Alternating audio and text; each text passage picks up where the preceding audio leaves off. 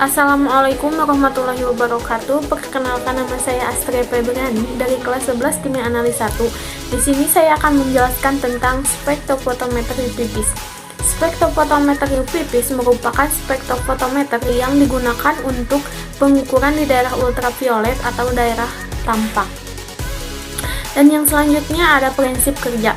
Prinsip kerja dari spektrofotometer UV-Vis adalah ketika ada sumber sinar cahaya UV-Vis atau monokromatik diteruskan melalui suatu media atau larutan yang berwarna yang merupakan suatu sampel, maka sebagian cahaya tersebut ada yang diserap, dipantulkan, dan diteruskan.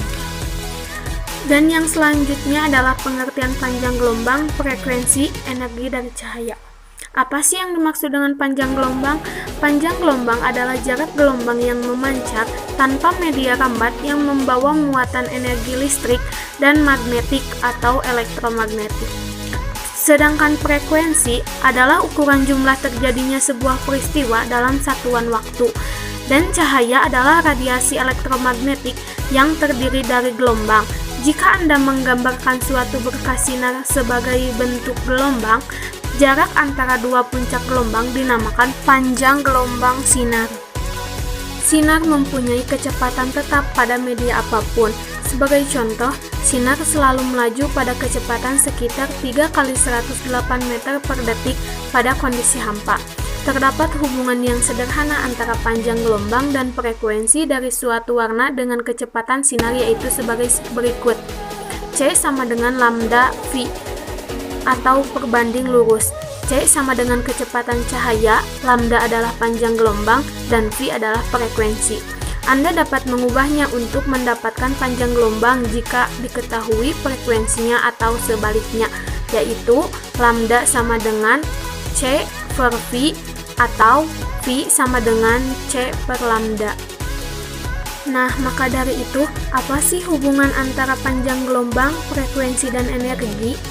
Hubungan antara panjang gelombang, frekuensi, dan energi adalah jika panjang gelombang semakin panjang, maka frekuensinya akan semakin pendek.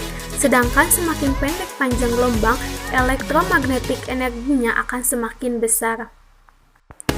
Berikut adalah salah satu contoh gambar hubungan frekuensi dan panjang gelombang.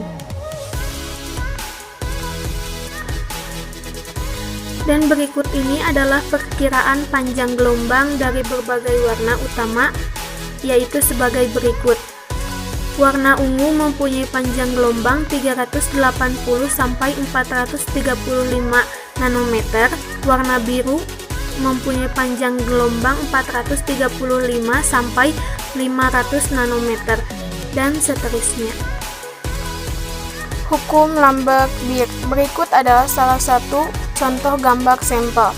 Jika radiasi elektromagnetik dilewatkan pada suatu media yang homogen, maka sebagian radiasi itu ada yang dipantulkan atau refleksi, ada yang diserap atau absorbansi, dan ada yang diteruskan atau transmitasi. Radiasi yang dipantulkan dapat diabaikan, sedangkan radiasi yang dilewatkan sebagian diabsorbansi dan sebagian lagi ditransmitasikan. Rumus hukum Lambert-Beer adalah logaritma I0 per I sama dengan A dikali B dikali C sama dengan A. Dengan keterangan I adalah intensitas sinar datang, I0 adalah intensitas sinar yang diteruskan, A adalah absorptivitas, B adalah panjang sel atau kupet, C adalah konsentrasi, A adalah absorban. Hubungan absorbansi dan transmitasi. Menurut hukum Lambert-Beer, hubungan antara absorbansi dan transmitasi adalah berbanding terbalik. Bila sinar dilewatkan larutan tanpa ada yang diserap, maka absorbansinya adalah 0 dan transmitasinya adalah 100. Bagian-bagian utama spektrofotometer UV-Vis. 1. Sumber cahaya, 2. Monokromator, 3. Sampel kompartemen, 4. Detektor, 5. Amplifier, 6. Indikator. 1. Sumber cahaya. Lampu pada spektrofotometer yang paling umum digunakan adalah lampu tungsten atau disebut juga wolfram dan lampu deuterium. Jenis lampu tungsten memiliki lifetime kira-kira 1000 jam, sedangkan lampu deuterium memiliki lifetime kira-kira 500 jam. Lampu tungsten biasa digunakan untuk mengukur sampel pada daerah tampak, sedangkan pada daerah UV sering dianalisa dengan lampu deuterium. Pada lampu tungsten memiliki spektrum radiasi berupa garis lengkung, sedangkan pada lampu deuterium memiliki spektrum energi radiasi lurus. Lampu deuterium memiliki bentuk yang khas, sedangkan bentuk lampu tungsten seperti bohlam atau lampu pijar yang pada umumnya. 2. Monokromator. Monokromator merupakan bagian komponen pada spektrofotometer yang berfungsi untuk memecah cahaya polikromatis menjadi monokromatis untuk kemudian digunakan sesuai dengan kebutuhan panjang gelombang yang diinginkan. Komponen pada monokromator itu sendiri terdapat beberapa bagian, diantaranya slit in, prisma, dan slit out. 3. Sampel kompartemen merupakan bagian pada spektrofotometer yang digunakan untuk meletakkan sampel dalam kupet. Kupet sendiri merupakan komponen atau wadah yang terbuat dari kaca, kuarsa, ataupun silika untuk menaruh sampel yang akan dianalisis. Kupet yang baik harus memenuhi syarat seperti permukaannya harus lurus dan sejajar secara optis, tidak berwarna sehingga cahaya bisa ditransmisikan, tidak bereaksi terhadap bahan kimia, tidak mudah rapuh, memiliki bentuk yang sederhana namun solid.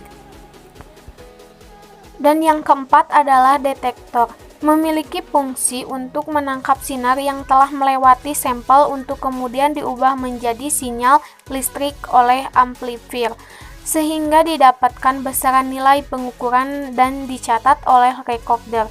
Hasil pengukuran biasanya akan ditampilkan di layar atau di monitor komputer jika memang sudah terhubung. Contoh gambar. Dan yang berikut ini adalah cara kerja atau cara menggunakan spektrofotometer UV-Vis. Dan yang terakhir adalah cara penentuan kadar analit spektrofotometer UV-Vis. Sampel yang diuji dengan spektrofotometri merupakan sampel sebenarnya atau bukan sampel simulasi. Oleh karena itu, sebelum dilakukan pengujian, sampel perlu dilakukan preparasi terlebih dahulu, khusus untuk mengukur kadar analit dengan spektrofotometer visible. Selain cair dan bebas pengotor, sampel harus berwarna. Spektrofotometer visible selain cair dan bebas pengotor, sampel harus berwarna.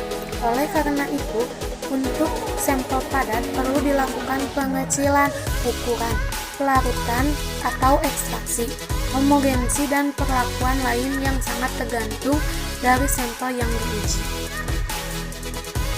Nah, dan yang selanjutnya adalah jenis-jenis preparasi sampel untuk pengujian metode spektrofotometer.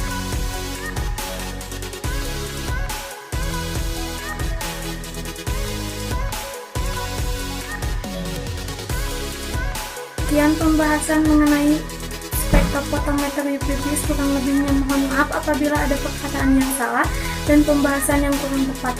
Wabillahi taufiq wal hidayah. Wassalamualaikum warahmatullahi wabarakatuh.